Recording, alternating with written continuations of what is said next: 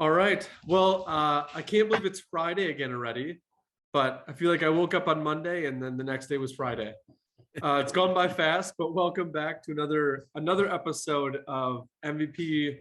We're gonna call it the real estate podcast, but today it's more credit repair, which, as much as you could say it's not real estate, there is so much with your credit that goes into real estate, Yeah, especially if you're trying to buy. yeah. So We're going to refinance our home. And so my husband and he actually contacted Steve so that his credit score can get better, so that we can get a better interest rate when we do refinance, because we want to add on to our house. yes.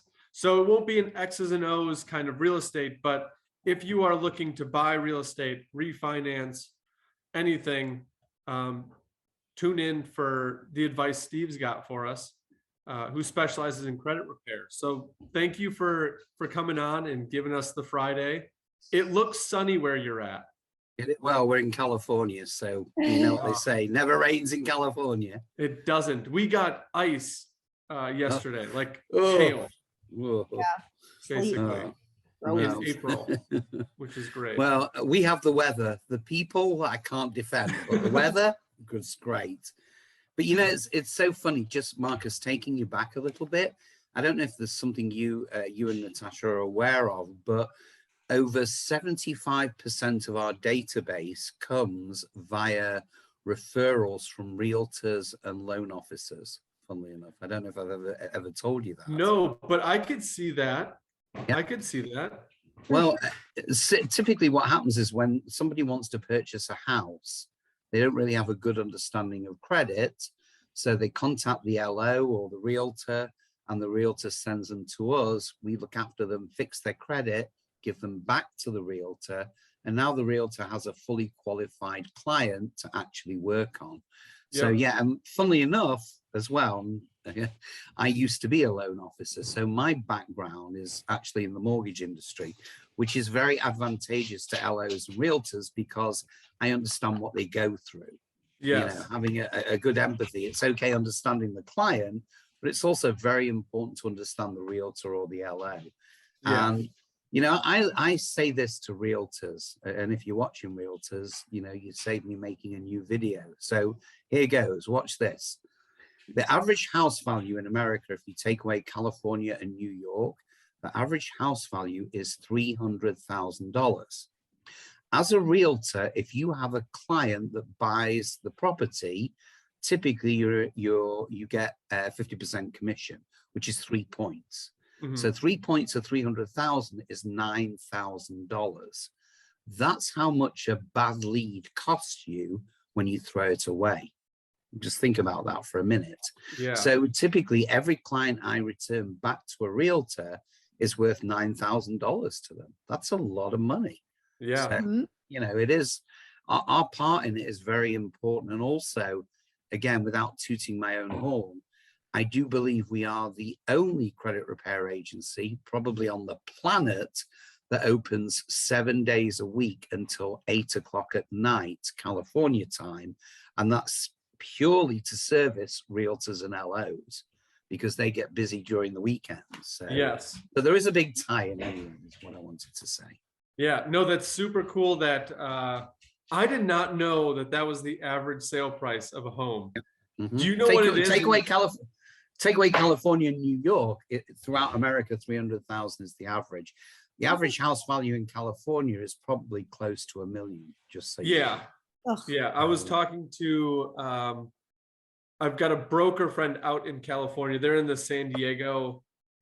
It's a little bit north of San Diego, whatever that area would be. Yeah, I know where you mean. My son goes to university in San Diego, by the way. So beautiful place. He was talking about the home sale prices and the square footage out there.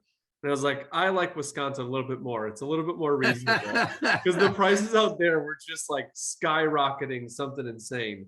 But actually, I'd be wondering, if you think it's insane in California, when I first came to America over 20 years ago, I started off life in New Jersey. And anyone who lives in New Jersey, and I don't mean to diss you, but I spent every weekend in Manhattan. So the best thing about New Jersey is it's close to New York. But Yep. if you think the house prices are nuts in California, try checking out Manhattan. You know, I was dating this lady who had it literally must have been like a 400 square foot apartment, and I'm going back about 20 odd years, and she was paying well over $1,500 for that small apartment where you couldn't really walk or turn around. So Yeah. anyway, sorry. We went out to New York. We had to meet with our financial institution, which is based out there. So we're out there, and obviously in real estate, you take the opportunity to go into a different market and see what's out there. So we went on a couple of tours while we're out there, and obviously walking up and down the street, you always look at like, okay, this building, and we'll write it down or like type it in our phone to take a look. And we're trying to ballpark like what it would be. And it's a fun game because we're not in the market. So it's like, what do we think? We're off on like all of them because we're Midwest skewed. And we're like, how is that building or how is that unit going That's for that funny. price? That's funny, but again, just going back to our topic for a minute about realtors and loan officers. One thing, and I get this more with new realtors and loan officers who don't quite yet have a full grasp on the market and how to do things, they're still stumbling around. Yeah. When I talk to them, I explain that credit repair is not just about your credit score, and I think this is a good place to make that point. Credit repair is really, it includes trade lines. So what is a trade line? When you get a credit report and you read it, you'll see that your credit score is at the top, and then underneath there are a lot of lines, like you might have a Visa card, you might have a car loan, but those individual lines are called trade lines, okay? So you can have, and I don't think we covered this on the last session, but you can have someone with an 800 credit score who does not qualify for a mortgage. Did you know that? I didn't. I didn't. Okay, let me briefly fill you in on this one. Even higher than 800, they might not qualify. Or let's lower it, even 700. And this is why. They have what's known as a thin file. So a thin file means there are not enough trade lines on the credit report to justify a mortgage. Okay. See, any lender, whether you're going out to buy a car, a house, or anything, what they want to see is that you can handle various different types of credit and handle it responsibly. You can understand it. If someone came up to you in the street, Marcus, and said, lend me $1,000, you'd say, well, I'm sorry, I don't know you. Tell me about some of the other loans you've got. How are you paying those back? So you understand that's where the lender comes from. Yes. So a thin file means there are not enough lines on the credit report to justify a mortgage. Now, as it happens, we are a credit repair specialist, but we also specialize in credit boosting. In other words, we are able to take that file and add a few trade lines to make sure that the client will qualify for the loan from the lender. So that's an instance. Now, different loan officers have different lenders that they deal with. Some lenders don't want to see any lates at all in your mortgage payments. So you can very well have, and we have 3 clients at the moment this month, 3 new clients that all have a 700 plus credit score, and every one of them have lates on their mortgage. So it's funny. Now that's the only error that they have on their credit report. But, there are certain circumstances where trade lines are as important. For instance, and this is my favorite. People say, what is your favorite thing to explain? Here we go. Child support. I could talk about child support all day long. Now, I'm sure that's a fun topic. It is a fun topic. So there's good and bad related to child support. So here we go. If you have child support arrears on your credit report, and for some reason those are not accurate, we can get those removed for you. So that's good news. The even better news is that even though we can get them removed from the credit report, you still owe the money. So that's the Yes. good news. Because we're not in the business of letting, people who have arrears and child support get away with it. Yeah. So the great news is, yes, we can get them removed from your credit report with erroneous information, but you still owe the money. That doesn't Right. change. So Right. there are certain trade lines that if they're on a credit report will stop the client actually getting a mortgage. There again, we deal with those type of clients as well. Does that make sense, guys? Yeah, it absolutely does make sense. And I had no idea that that was even the case. I started getting into credit repair or the knowledge of what your credit score is. No one talked to me about that growing up. I didn't get into that until I was 24, maybe 24, 25 is when I finally looked at what my credit score was. And I was like, oh, this is kind of important information about me. Why did no one talk to me about this until I was 25? But those are like fascinating nuances to it, but they make complete sense. Your analogy of you go up to somebody on the street and they're like, hey, can I have $1,000? And you're like, yeah, but tell me about yourself. And if they have nothing to tell me, then I'm like, well, I'm a little bit more weary of lending you $1,000 if I don't know you can pay me back. Now, imagine, Marcus, imagine that you were getting approached by 100 people a day or 1,000 people a day. Yeah. You need some system to determine who is it worth lending to and who it's not worth lending to. Yeah. Going back to your subject, I have two sons. My second son is 16 years of age. He's at school. Great kid, A student all day long. He suffers, unfortunately, from gym. Gym is where he gets his bad grade from because he's a nerd. He's a computer nerd. He's not a gymnast or doesn't like me. I was the other way around. I loved gym. I hated everything else. He's the opposite. So, I get his report card and I'm used to opening it up and it's A, and like U for useless for gym. So this is my thought. Okay. By the way, I asked him, how can you get such a bad grade in gym? What is it that you actually do in gym that gives you such a bad grade? And he said to me, well, we don't really do anything. The teacher lets us in the gym and then disappears and then comes back at the end of the period. So really, it just doesn't make sense to me, but it is what it is. So here's the thing, Marcus, going back to your comment. Why the hell do they put gym in the agenda instead of something like a financial education? Yes. And Why? I think they're starting to do that in Florida. Yes. They have. Great. Good job, Florida. Great job. Yeah. Did I ever tell you the story of my cousin? I don't want to bore you guys, but okay, no, I don't think so. Here's a story. So my mother, God bless her, is 94 years of age. Wow. And she is an identical twin. And when I say identical, they look the same, they talk the same, they act the same. There's only one small difference. And that difference at the moment is around about $2.4 billion. Wow. I'll say that again, $2.4 billion. Now, because I'm here on a Friday at 9 o'clock in the morning, I think it's pretty safe to suggest it's not my mother that's got the money, it's my auntie. So, and by the way, just as a go, the two women cannot be in a room at the same time. They literally hate each other. Really? Well, you can kind of, I grew up with it and I didn't really understand it until I was a little bit more mature. But look at it this way. Imagine there are two Marcuses or two Natashas. You both look the same, you act the same, you dress the same. One of you is really wealthy. And unfortunately, my mother was pretty poor and my mum and dad, they struggled in life.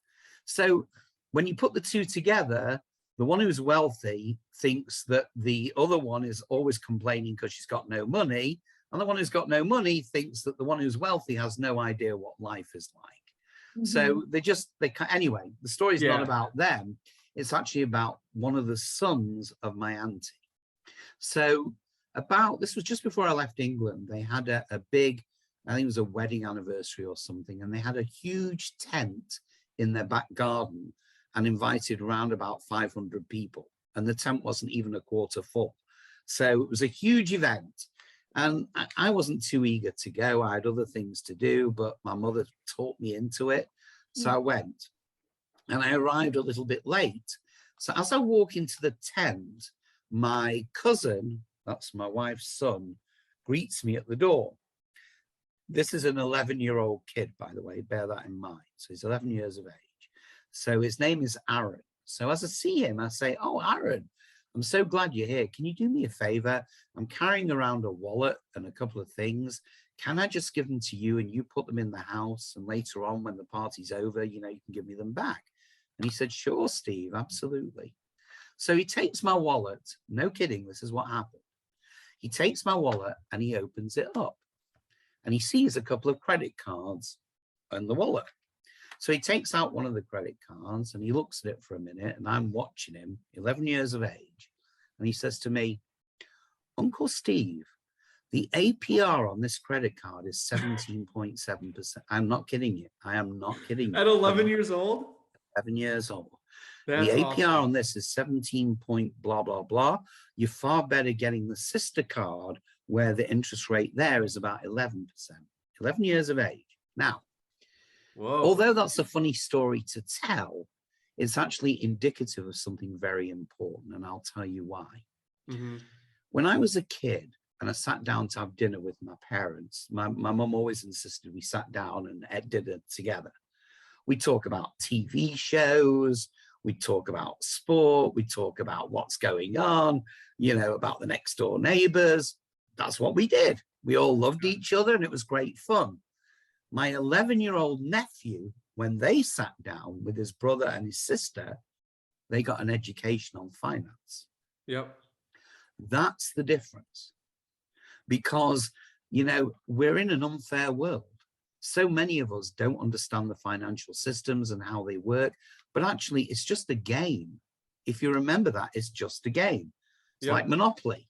You know, So, I always you know, talk to my sorry. son about finances, or because he has this credit card. It's called Greenlight credit card. Yeah. And basically what you do is you have your list of chores for the kids, and you can either decide to pay the children based off them completing the chores, or you can just say, I'll pay them whatever, $5 per week, and it gets deducted from your checking account and goes into their debit card. But their debit card can be used for both spending and saving and investing. So he and I talk about this all the time, and we talk about like how his college fund is evolving and all of this stuff. And he really likes talking about it with me. So good job. But the problem is, and I don't blame the parents here, because it's a generational curse, if you like. How can you sit down and talk about finance to your kids when you know nothing about finance? Yeah. So for too long, too many people have been deprived an education on how the financial system works. And that's why it's so uneven. Yeah. If you think about it, you know, when we talk about debt, just as an example, debt is a horrible thing.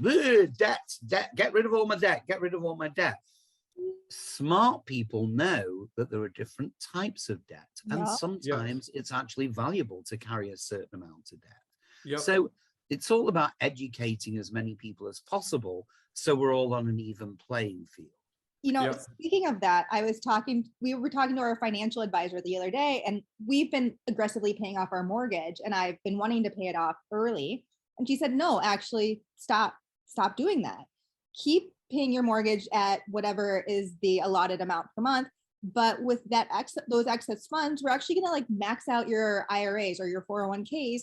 And that way in 10 years, you have $150,000 additional money set aside in your investments rather than paying off your mortgage. And it blew my mind. And it makes me, but she's like, if it really makes you super uncomfortable, go ahead and pay off your mortgage. But if you can stomach it, you know, put in this investment. And I go, can we do like half and half? Because it makes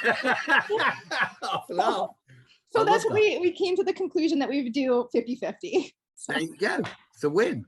But, you know, I'd just like to end on this particular point while we're talking about this, is that I've noticed, I've been in the credit repair and financial industries now for over 20 years. And if you ask me, what is the biggest change that you've seen over the last 5 years? And this really makes me happy to share this, is I've seen a huge rise in the African American community. Awesome. huge rise. They're entrepreneurs, they're owners of credit repair businesses. These are smart people who are grasping the metal and rising up. And that makes me really happy, because to me, the African American community has been the bottom of the pile when it comes to getting financial education. You know, so I can't speak highly enough of learning this stuff and applying it to live a better life. And if Yeah. your dream is to buy a house, you know, they say the ultimate American dream is to be a homeowner. And I get that all day long. It's like anything, you've got to put in the work. Yep. Make sure that you've got a good credit score, make sure that your debt to income ratio is in line, et cetera, et cetera. So all these things are preparing you for the type of life that you want to live, if that makes sense. Yep. And it is, we just had a gal on, I think it was 3 weeks ago here in Wisconsin, she's on her like 5th or 6th house here. And she's going to buy 2 more in St. Louis. And she was like, I didn't come from any sort of background of owning property. It was more like generational thing. She grew up in rentals, and Right. she got a bug and was like, I'm diving in, I'm doing real estate. And her and her husband are on, I think property 10 is what they're going for by the end of the year. Awesome. Self-made, super happy. She still holds her W-2 job while doing this on the side. Fantastic. Like, she's a power woman for sure. Yeah. That is awesome. I she love was those all stories. sorts of happy about and proud of what she did, which rightfully so. Like, not having anybody in her close network or close sphere guiding her, saying like, here's avenues you can take your funds, this is where you can take things, just to go in. Her first step was it wasn't I always call it NACA, which is like a organization for people that either have bad credit reports, that work with their current financial situation in terms of getting them approved. She went to one of those meetings, and they had somebody there that talked about credit, and that was like the spark that just took off with her. Well, because That is awesome. a grant through them as well or something. Yeah, she got a grant for her down payment for her first house. Yeah. Awesome. So like what a 3 or 4 great grand. story. Yeah. But you know, the thing is that story is really points to the fact of someone going after information, applying the information, and it turning out to be a winner. The challenge with social media is this: there's a lot of noise. You know, you go onto YouTube, just spend 10 minutes in YouTube and go down that maze. There's a lot of noise everywhere. So if you are really focused and centered, you can find out the information that you're looking for. Yep. But unfortunately, as soon as you turn on that computer button and start getting on the internet, that you can go all over the place without accomplishing anything. Whole weeks and years can pass by. So it's knowing where to get the information from and applying it accordingly, if that makes sense. That's deciphering the information. There was something on Instagram I saw last week. There was a guy going through what I would imagine to be like a Starbucks drive-through. And he's like, the problem with information these days is you have no idea what's right or wrong. You could probably go on Google and type in coffee causes blindness. So he went on his phone and found that coffee causes blindness. And he's like, the worst thing is you can Google coffee causes great eyesight. And he Googled that, and they found articles about how coffee causes great eyesight. And he's like, we have no idea what to think, and we wonder why we're all confused. Well, I think the answer to that, and by the way, I'm guilty of it as well. So, hey, is usually people, just say, for instance, you want to watch a video on coffee. You tune into the video on coffee, and that's the first video, and it's about 3-4 minutes long. You watch that, and you take that specific thing as gospel until you see something that's contrary to that, which is very confusing, I know. But anyway, enough about that. Let's get back to the boring topic of credit repair. Credit repair. So for most of our audience, I'm just guessing that there's not a long history of credit repair knowledge in their back pocket. So to tune in and to listen to experts like you in terms of getting credit repair, what would you give them in terms of, let's say, like timeline or where would they start? What would be their best starting position if on the horizon they're thinking about buying their first house? I think, first of all, so many people, especially our clients that come to us, have zero idea about credit repair. Zero. So get that out, get the fear off of people. Say like Yeah. everybody you deal with is in the same boat. Okay. And by the way, people, if you're watching this, Credit Karma and Credit Sesame are not the answer. They are not. Do not waste your time with Credit Karma or Credit Sesame. Let me tell you briefly why. Credit Karma and Credit Sesame are both free apps on the internet, and they give you a score. I think Credit Karma gives you 2 scores. I think Sesame gives you 1. Yeah. I'm not quite sure anyway. Okay, the scores that you are looking at from Credit Karma and Credit Sesame are known as Vantage Scores. Okay. Vantage is a very old method of scoring, which, And by the way, I sorry, think Credit Karma gives you TransUnion and Equifax. yeah. But what I'm saying is there are Yes. different models of credit. Oh, right, thank you. Yes. But there Yep. are different models. So the Credit Karma and Credit Sesame use something called Vantage, which is as much use to you as they would say in England, a chocolate fire guard, which you can think about that later. Don't worry about it. It's I'll as much Google that use one as a after the chocolate show. fire guard. Okay. So they're no use to you. So why do they exist in the first place? Well, they are not a credit bureau app. They are a marketing app. So when you get on Credit Karma and Credit Sesame, they give you scores and then they say, hey, you should be applying for this card. This or credit this card. Right. Yep. Every time you apply or click on that button, they make money. That's why they don't charge you. They're a marketing company. Okay. I was wondering where they made their money. That's where they make it. Everything free. And this is Yes. something that I learned from my dad so early. He like pounded this in my head. Absolutely nothing in the world is free. Nothing is free. You are going to see signs all over the place. Free this, free that. It's not free. He's right. It's free to you, but somebody down the road is making money somewhere. In our That's right. society, it's capitalist. There's going to be money made somewhere. You just need to find out where it is. And then my first, I would say first experience for myself was using mint.com, that budgeting app. Yep. It's free, right? It's free to you, but they sell your email to literally everybody. So you just get spammed with emails, and that's where they make their money. And your dad's right. He's 100% correct. Who would open a company and not want to make money? I mean, you know, unless you were a charity or something like that. But Right. You're absolutely right. It's just guessing where the source of income comes from. So Right. having said that, you want to buy a house, you want to buy a car, you want to move apartment. Okay. What you need is something called FICO scores, FICO. You've probably seen them all over the place. That's the scoring model that most lenders actually use, FICO. So when a client signs up with us to have credit repair, we want to see their FICO scores. So we lead them to a company called MyScore IQ, which, by the way, costs to get your credit report, updated credit report, 3 scores, FICO Bureau, costs around about $35 a month. We have a special deal with them where we charge $27 a month. So if anybody wants to get in touch with me, they want to monitor their credit report, you know, you can give me a call or email me and I'll give you the link and you can sign on that way. Okay, so now you're looking at your report. First of all, there are 3 bureaus you should know. Most people know them: Equifax, Experian, TransUnion. Those are the 3 credit bureaus. Now the question is, you open up your app and you can see your score. The question is, how do they arrive at the score that you're looking at? Mm-hmm. So I always have to explain this to people from the beginning so they get a better understanding. So there are 5 different elements that go to make up your credit score.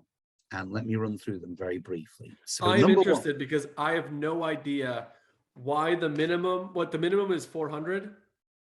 Minimum. No, you can actually have below 400 and actually you can have no score whatsoever. Oh, credit really? doesn't want enough scores, you can get a 0. I wasn't sure if it was like the SAT where you get points just for putting your name on it. Like you're born and you get a score. Doesn't work that way. But here's how it's broken down. So 30% of your score is reflected by the amount of debt that you have. So what do I mean by that? I don't mean in terms of money, I mean as a percentage. So let me give you an example. You have a Visa card, it's got a credit limit of $1,000 and you spent 500 of that $1,000. That means you're at 50%. Mm-hmm. Spend 300, that means you're at 30%. 100 means you're at 10%. Okay, so in order to get a maximum score, obviously the lower that amount of debt, the better. So typically, make sure that your debt doesn't go over 30% overall. Yep. Now, if you want to hit the 700 or 800s, you've got to keep that all the way down to 7%. And it's quite ironic if you think about it, because credit is all about giving money to people who don't need money. Think about it for a minute. Yep. Giving money to people who don't need money. People that do need money don't qualify for the money. Weird, but that's the way it works. And by the way, business credit is completely the other way around. But back to what I was saying. So the amount of debt counts for 30% of your overall credit score. Your length of credit history, in other words, when did you get your first credit card or your first loan? The longer, the better. And that's obvious because lenders want to see a sustained history of you making good payments on your credit. That accounts for 15% of your overall score. And what I'm curious about, because Natasha mentioned it, I'll bring it up. That card that you have for your son, I was looking into that for my son as well. But my big question with that is, does that report as a credit card where you can start building up some credit history? Because that's what I'm interested with my son. I want to start him up a bank account. Marcus, let me help. Marcus, sorry, I don't mean to interrupt. No, that's fine. But let me interrupt on this one. If you go to our website, www.compassionatecreditrepair.com, go to our website, click on the link that says resources. You will see there a loan and a credit card. Both of those report to all three bureaus and put your points up 25, 30 points within about 30 days. Okay. So if where I would advise your kids to start is absolutely there. That's where I started with my kids. Okay. Well, I have a question. Yeah, sure. I obviously have credit cards. I have put my son as an authorized user on one of my credit cards. Is that something that you can do, or is that? I'm going to get to that. Great point. Great point, Natasha. So one of the ways to increase or boost your score, the most legal, legitimate way, is to actually become an authorized user. So what is an authorized user? Well, I think Natasha just went through it there. And Natasha's, say, is my mum. Sorry, actually my daughter. Really I'm old enough to be your granddad. 2 weeks. Come on, guys. Okay. But just imagine Natasha's my mom. I'm 20 years of age, haven't got any credit, don't know what to do. All Natasha does is she gets her credit card with the longest history, and you've got to make sure that you've been paying it on time and you haven't used up too much of it. Mhm. And she puts me as an authorized user. The benefit of that is I get the benefit of her trade line and it adds to my score. So yes, the same applies to you, Marcus. If you've got good credit lines, put your son or your daughter as an authorized user, that reflects on their credit. Does that make sense? Yeah. So yeah. What I was talking, the concept. Is there, and I might be stepping too far, is there a difference between an authorized user and then I've heard, and I don't know because I haven't researched much on it, but they call them riders. You could be a rider on someone else's lines on their credit. I've got to be honest, I've never heard. No? Forgive me, I've never heard a rider, but it sounds like the same. Yes, it sounds like the same. You'll see it on a credit report all the time, AU. Now, I'm gonna reach out here to mums and dads that are thinking of doing this for their kids, or even elder kids, to help them out of a squirrel. There are so many times where I have seen people with good credit come to me for credit repair. Reason being, they made their son or their daughter an authorized user, and then they did the stupid thing and actually physically gave them the card. God. Do me a favor, guys. do not give a card to a kid who doesn't know how to use it, or just goes out and spends it, because you will be hurting too. So you can make them an authorized user. When the card comes, you keep it. Don't give it to the child Yeah. or the kid, just to make sure. And I say this to everybody, but you'd be amazed how many people get in trouble because of exactly that reason. But yes, an authorized user trade line will definitely benefit them and boost them. Getting certain secured credit cards that report to 3 bureaus. The ones that we've got on our site report to all 3. That's why they're very important. Those secure yeah. cards came Yeah. in, so like I had to do a whole credit repair, and I basically started at the ground again. I was up near like 750, 760, went down to like 4 something, and then slowly built it back up. And one of the ways that I did build it back up was that secure card. I basically gave them $100. They gave me $500 of a credit line, and I would just completely cycle that through months, every month after month after month, and it slowly climbed up. Right.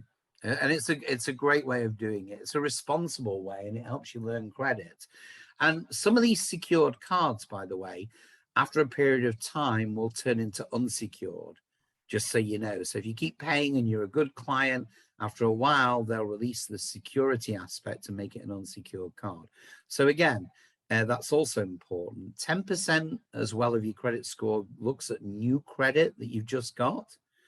10% looks at the credit mix. So having all credit cards is not necessarily a good way to go. They want to see that you can use revolving credit. They want to see that you can use all different types of credit. So a loan is a good way to go if you've got all credit cards. And again, you could look at secured loans. And 35% of that is your payment history. Now, 35% is the biggest number of all.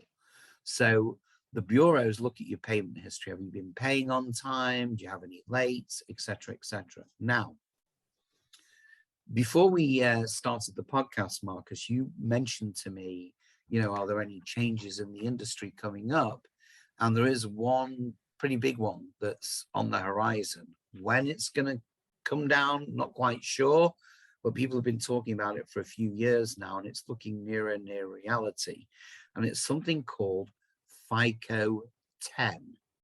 See, every FICO version has a different number. There's FICO 8, FICO 9, FICO 10. So FICO 10 is not ready yet, but when it is, it's going to change how your credit is actually reported. Let me explain. They're now going to look at the payments that you make on your credit card every month. Not just are you paying on time, they're going to look at your payments. So for instance, if you have a credit card with a $5,000 debt on it, and the minimum payment on your credit card is, say, $100, and you pay that $100, in other words, you're paying the minimum, your score is going to drop. Even for making just the minimum? Yeah, especially for making the minimum. Okay. So there's going to be big changes. People that think they qualify for things, when FICO 10 comes around, it's going to be a complete change. So there's also talk about Biden wanting to abolish the 3 credit bureaus and centralize them all. And that's been going on, to be honest with you, even before he was elected. And centralized meaning that the credit reports would then come from the government rather than... Yeah, well, either the government or a third party. But what people don't know is that when we do credit repair, we deal with the 3 credit bureaus, Equifax, Experian, and TransUnion, and we dispute negative trade lines. That's what we do for a living. So what happens if a few months go by, we're disputing all these things, and the bureaus refuse to remove them, even though the evidence is right in your face? What do we do? So here's what we do. We get in touch with the CFPB, Consumer Finance Protection Board. They are the ones that monitor the 3 bureaus. So if the CFPB say to the 3 credit bureaus, you're out of time, you've got to take this off, you've got to do it, They have to do it. They don't have another choice. So there is a thought, and I've heard this gaining traction, whether it's right or not, that it would come under the CFPB. Again, not 100% convinced about anything, but everything's a possibility, so to speak.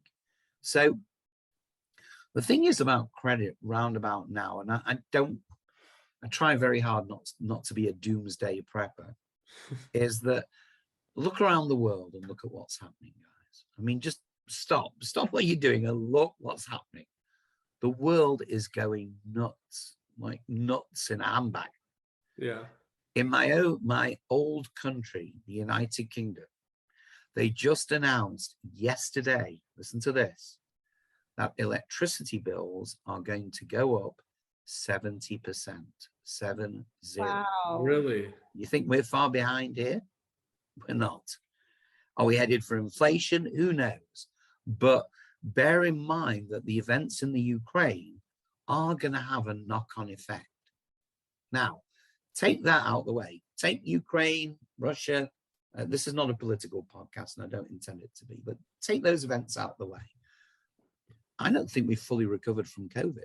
I really don't. I know everybody's maskless and, hey, whoa, party time. You know what? I mean, I'd love it to be true.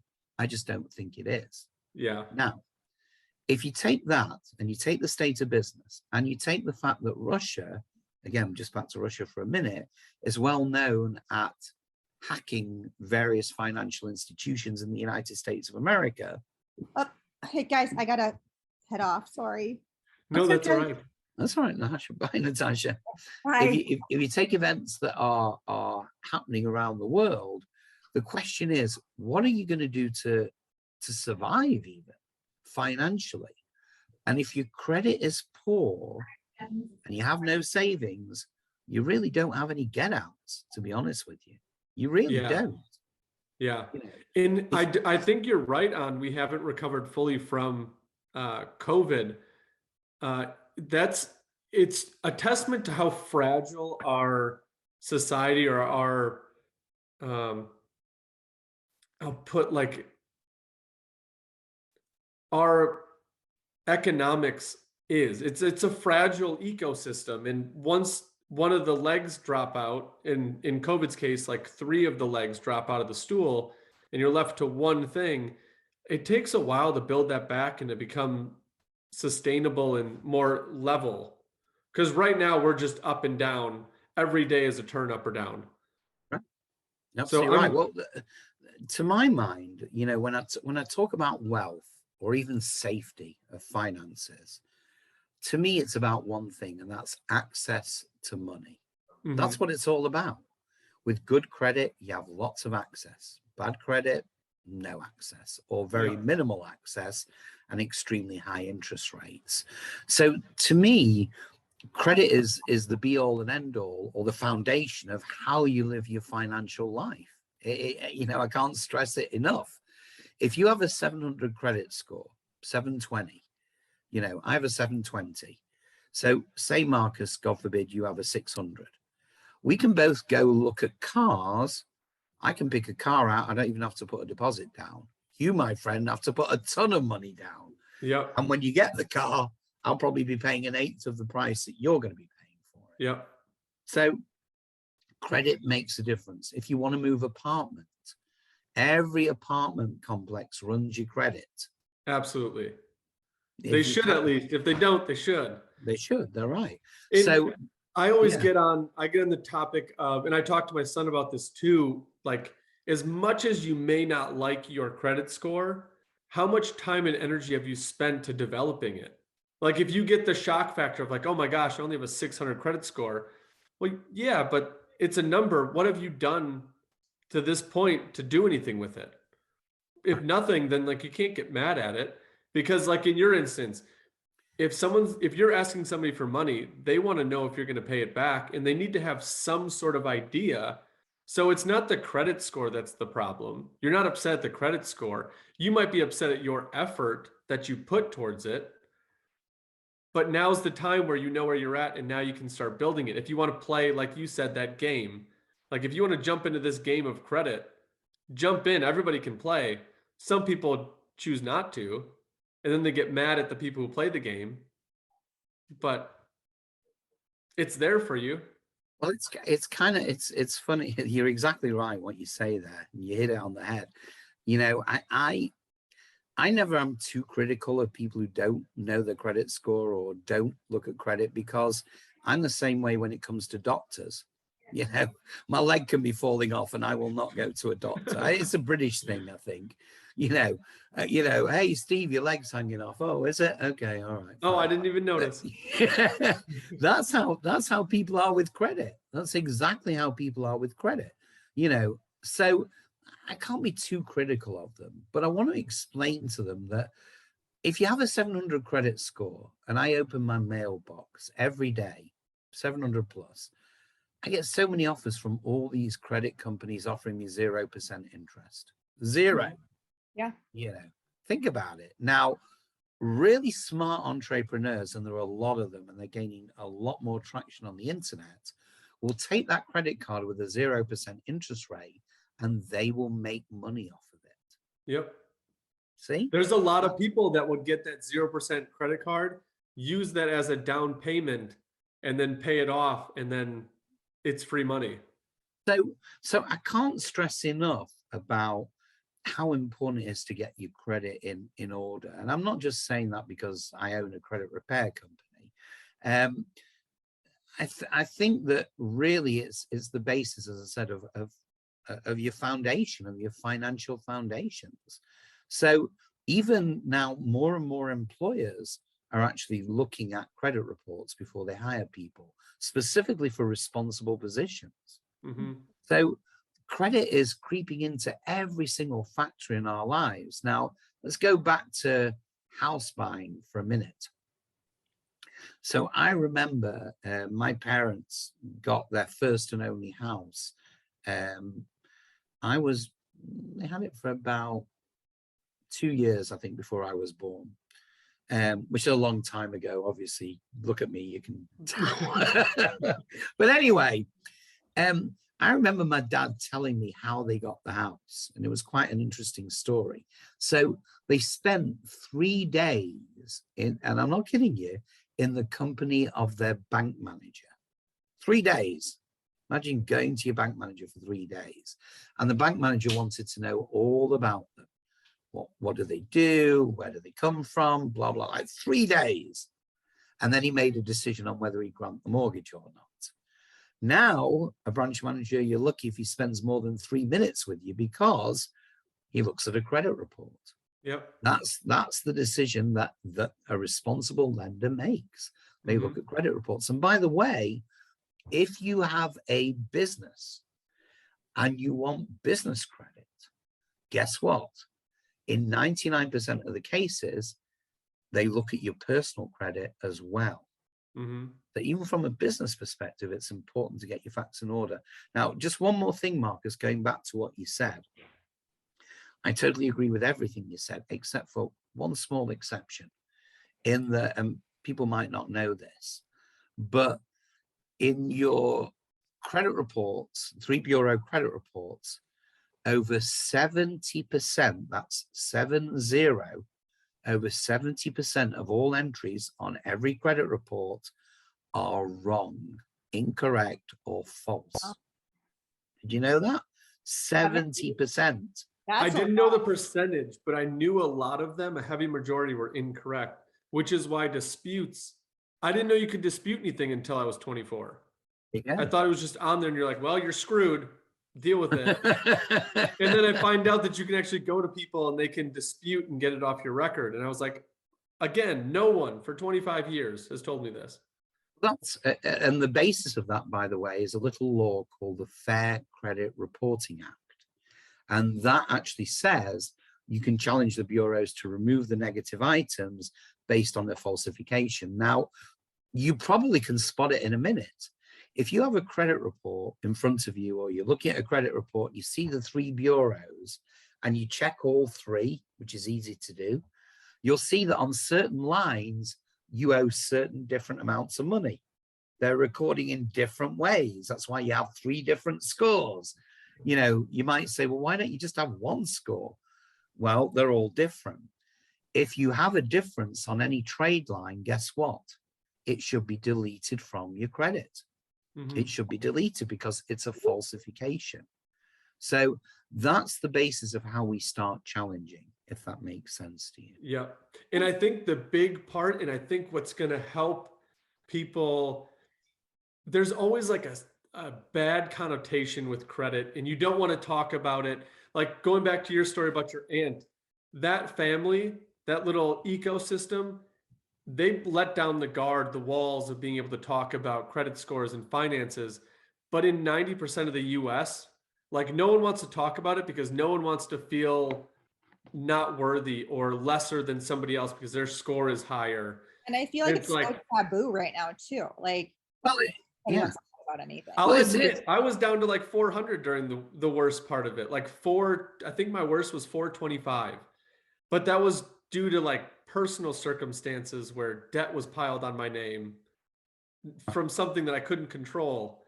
And it was just working back. I had no fear of telling people where I was at because at that time I was trying to buy houses and they're like, you are insane. Your credit score is awful. And I'm like, I know, but it'll get better.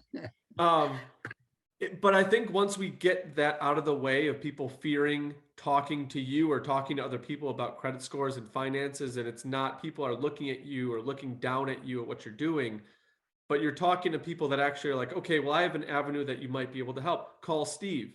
He'll be able to help you with that. Right. And it's not like a negative conversation. I think more and more people will start picking up on it and it'll become more of a sought after.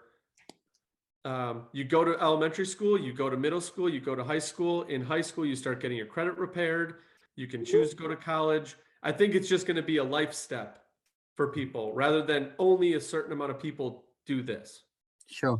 No, you're absolutely right. I mean, well, first of all, it's like back to the leg hanging off syndrome. Remember, we were talking about that. Yeah. You know, if my leg's hanging off, I don't want to talk about it. So, hey, I get it. You know, let me just talk about credit for a minute and address your point because it's a great point, Marcus. Truly great point. Excuse me. So, my background, I think I told you, was in the mortgage industry. What I didn't tell you was in 2006, I owned 8 different properties in Southern California in 2006. I had money coming out my pocket like you wouldn't believe. I was in the mortgage industry. It was a big mortgage boom, if you remember. Yep. And I was wealthier than Larry. I'd go to the big restaurants in LA and I'd hire the whole restaurant, invite everybody in my company to come join me. I was the big guy on campus. 2 years later, I owned 0 properties and I was homeless. I'll say that again. I was homeless. Why? Because I was making a lot of money, but my credit was all over the place. I wasn't paying attention to it. And if you're in an industry where you're making a lot of money, you think that it's going to last forever and ever. Stupid me, it certainly didn't. And 2008 was the crash. And I wasn't the only one, by the way, who was homeless. A lot of people I speak to in the mortgage industry went through the same thing. And it was at that stage when I hit rock bottom, a little bit like you, Marcus, like we were talking about, is when I started to think about the principles of money. And I stopped thinking like a poor man and more like a person who had a vision and wanted to really grow financially. Yeah. Because a lot of us don't. We don't think about the future. We only think about the now. And that's why I call the company Compassionate Credit Repair, because unlike most credit repair companies, if you come to me with really, really bad credit, guess what? I've been there. Yeah. I've been there. I've been where you've been. So I'm not going to judge you. I'm not going to say, wow, that was stupid, because I've been there. And that's why we call the company Compassionate Credit Repair. But the thing is, when you say we don't talk about it, I agree. We don't talk about it. Or let me put a little emphasis on that. People in the lower echelons financially do not talk about it. Yes. Trust me when I say that. As we just said, you know, people in the higher echelons, it's a way of life, you know. So listen, to me, credit is the be all and end all of how you start your financial life. What you do with that is up to you. So I'll briefly tell you a quick story here. So we had a lady who actually is a loan officer. I won't tell you her name, but she's actually a loan officer. And she was referring clients to me for credit repair. And she called me one day and she said, Steve, I'm really ashamed to say this, but guess what? I need credit repair myself. So I said, okay, fine. So we started working on a file. Now, when we got her file, her mid credit score was 410. Within 9 months, we got her to 700. Wow. That's awesome. Hold on, story's not over. We got her to 700. Do you think she was excited? If you check out the internet and our company, she's all over I won't tell you her name, but she's all over the internet. These people are great. They made my credit great. I'm 700 and blah, blah, blah. But she did a really dumb thing. Oh, She no. didn't listen to advice. And I said to her, you know what? The key is not getting to a 700 score. The key is keeping that 700 score. Mhm. The minute she heard she had 700, she went berserk. She went out and bought a new car. She moved apartment. She did this, she did that. 6 months later, she came back to us with a 500 credit score. So it's not about achieving a number. It's about maintaining a number to maintain a lifestyle, if that makes sense. Yeah, Does that make sense? makes total sense. So, you know, it just impacts so many aspects of your life. And, you know, listen, I could go on and on, but I'm guessing that a lot of your viewers will already know this. I'm not teaching them anything new, especially if they're realtors or loan officers, because that's the way their business works. You know, good credit score, they can do something. Bad credit score, they can't. Yeah, but I don't think a lot of the agents even here know. They would reach a client, be like, hey, your credit score is low. I don't think you get approved. They don't get the pre-approval. And then I guess short-sighted, they're like, well, we can't work together. And then they move on. Instead You're of right. instead of like, hey, you still want to work with me, I still want to work with you. Call Steve. We'll talk in 6 months. Yeah, but you know, Marcus, you're absolutely right. So I'm just thinking about whether I should tell you a dirty joke now or not, but maybe You not. have to. You have to now. it brings to mind that it's an old sales story. So And we did preface it. So if there are kids in the car when you're listening, fast forward a little bit. Okay, so there's two bulls at the top of a hill, and they look down the hill and they see a bunch of cows. So the young bull says to the old bull, let's run down the hill and fuck one of those cows. And the old bull says, no, let's walk down the hill and fuck them all. That's the difference between a good salesperson and a very average salesperson. A good salesperson understands medium to long term. They understand that if they put a client into credit repair, it's probably going to take about 6 months before that client qualifies.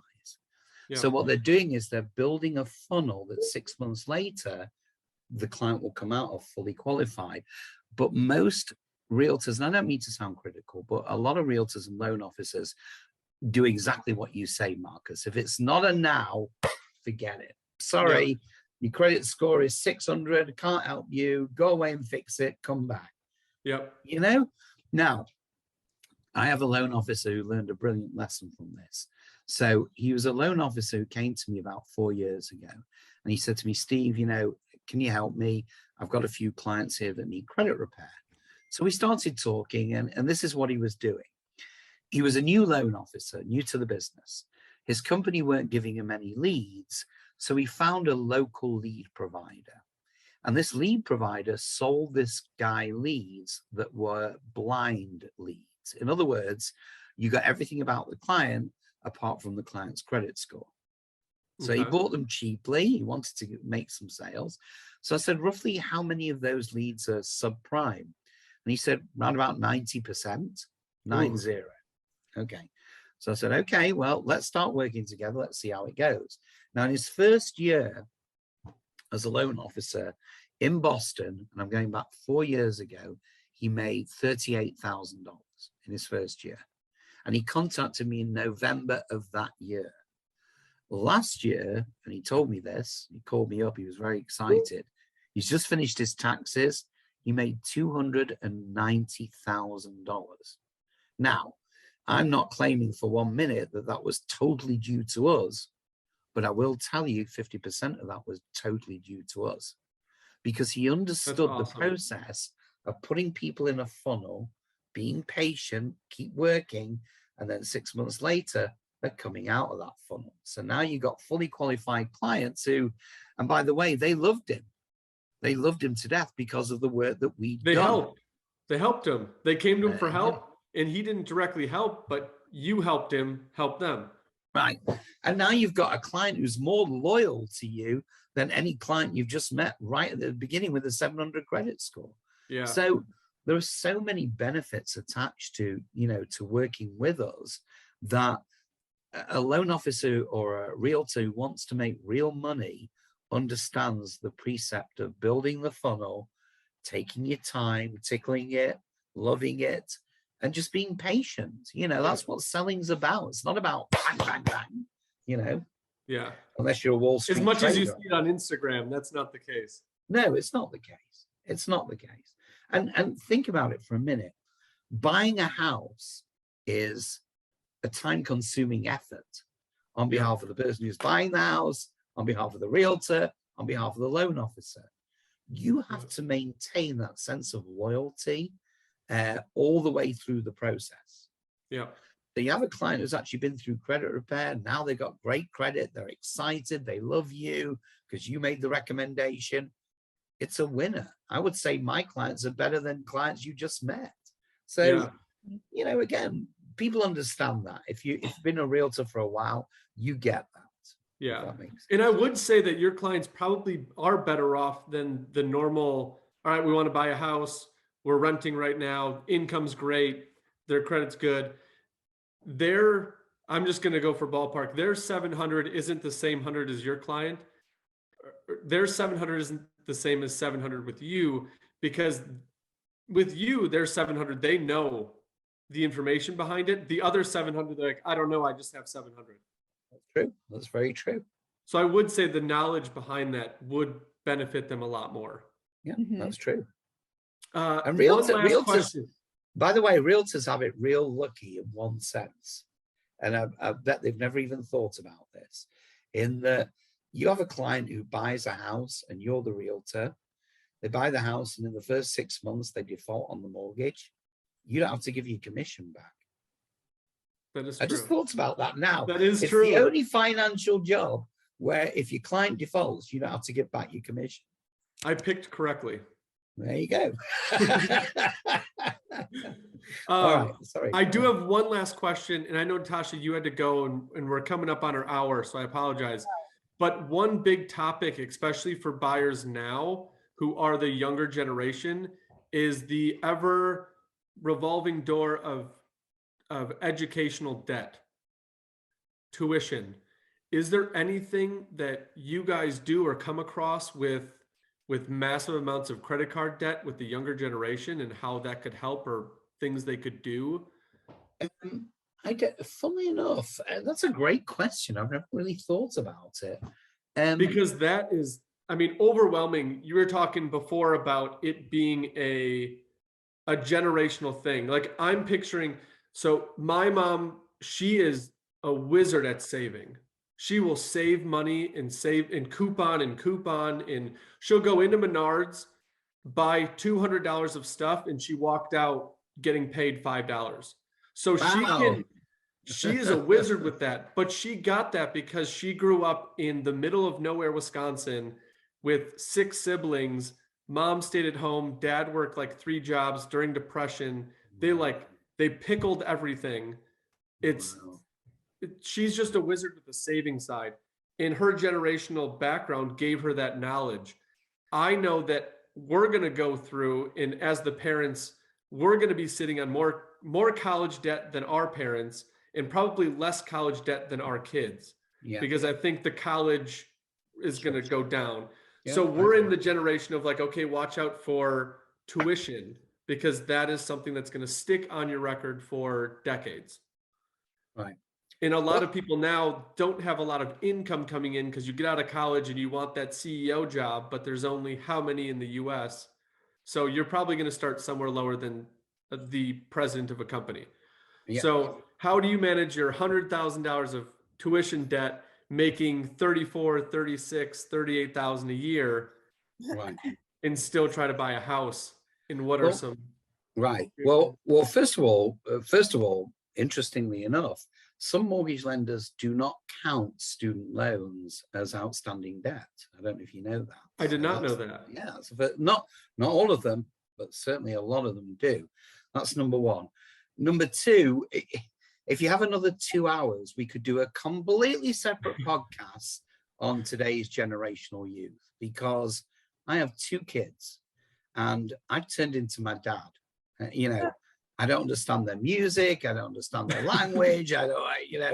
Like one of my sons has his own YouTube channel, and I've watched it. I just don't understand it. I'm sure my son has watched your son's YouTube channel. He loves it. It went viral the other day. It was crazy. It is, but here's the thing.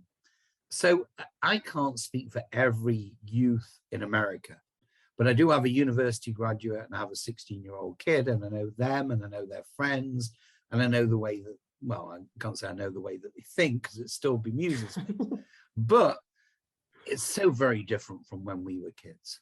Because here's the thing, I don't know about you guys, but when I was 18, I was already thinking about moving out. I was thinking, okay, I went to university in my own hometown, and I did a law degree, which was the hardest degree. Why I picked law, I have no idea, because I fumbled my way through 3 years of university. But I wanted to get my own place. I wanted to get my own car.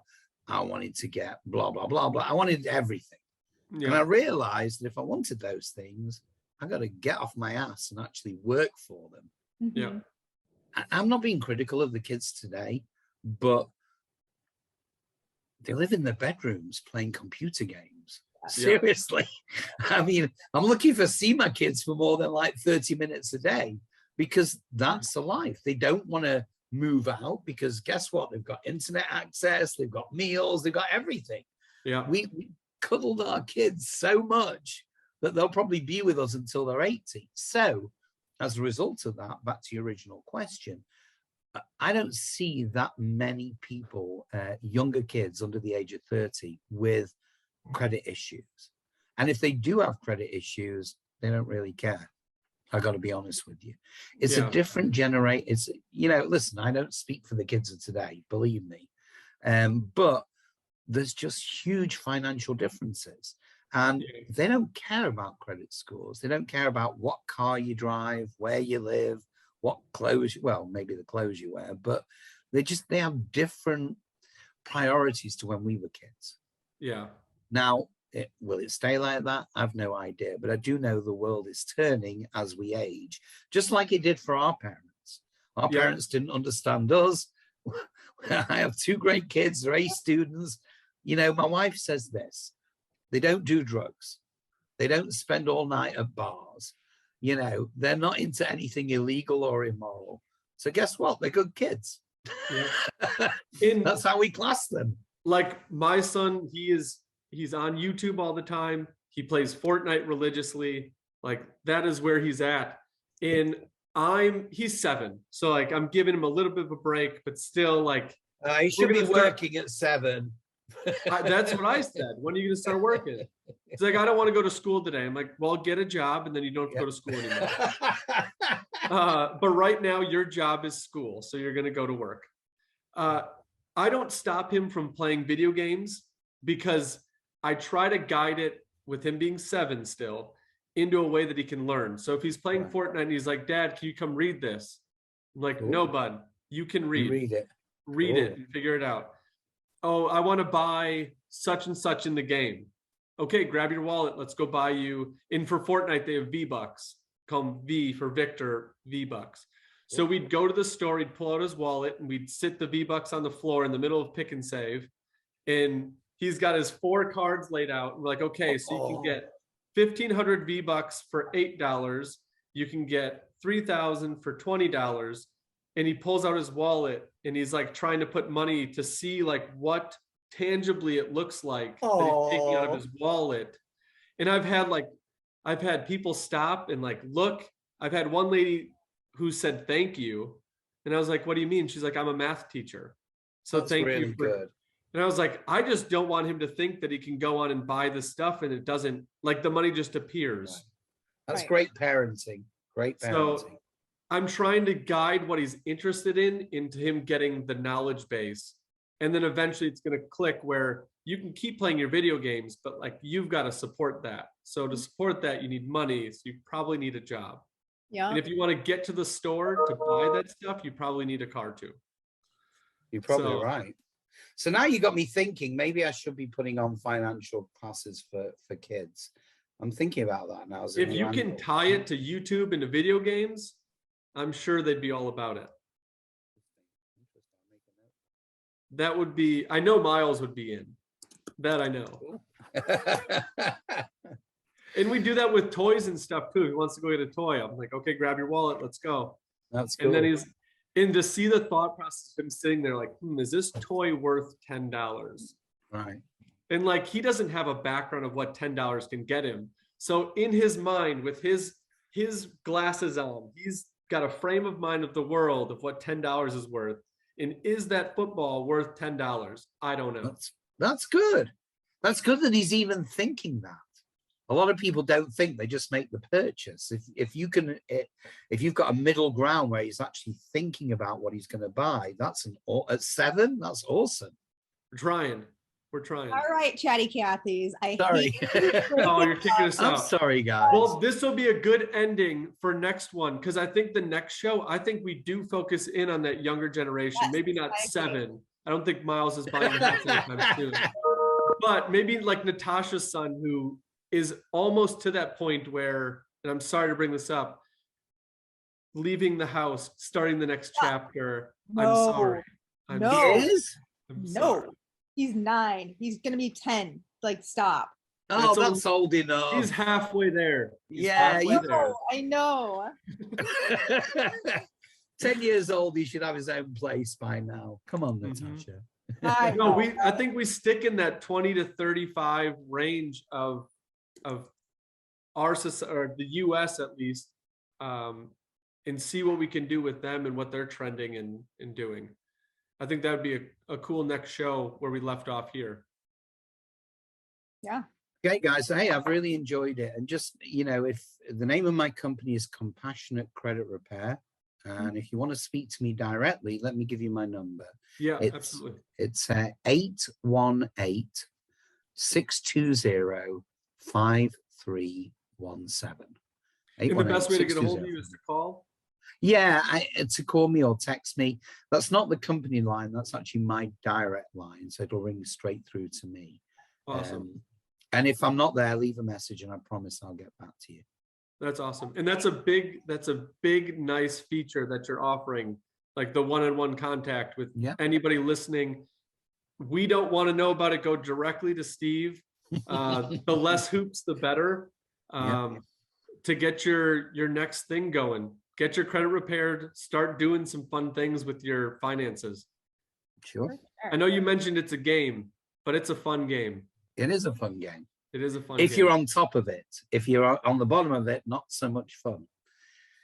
But But hey, you'll I've get them enjoyed- there. I've You'll get really 'em there. enjoyed. Yeah, we'll get them there. But I've enjoyed talking to you guys, and thank you very much. for Absolutely. having me. We'll do it again for the younger generation so they can tune in. Great job. We'll All keep right. the dirty jokes off of it. Have a Bye. good one, guys. All right. Have a good day. weekend. Thank you. You too. Take care. Bye. Bye.